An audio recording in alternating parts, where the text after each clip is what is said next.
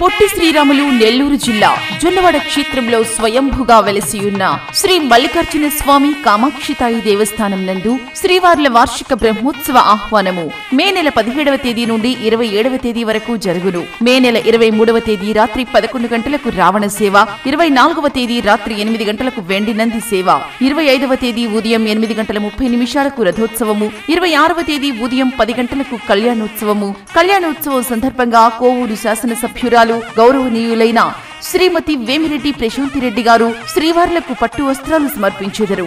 రాత్రి 7 గంటలకు తెప్పోత్సవము. దేవస్థానం అభివృద్ధికి సహాయ సహకారాలు అందిస్తున్న ప్రజాప్రతినిధులకు శ్రీవార్ల ఆశీస్సులు ఉండాలని కోరుకొనుచున్నాము. భక్తులందరికీ ఇదే మా ఆహ్వానం. Tirumuru Ashok Reddy festival committee chairman మరియు కమిటీ సభ్యులు. ఇట్లు అరవభూమి వెంకట శ్రీనివాసులు రెడ్డి, సహాయ కమిషనరు మరియు కార్యనిర్వహణాధికారి.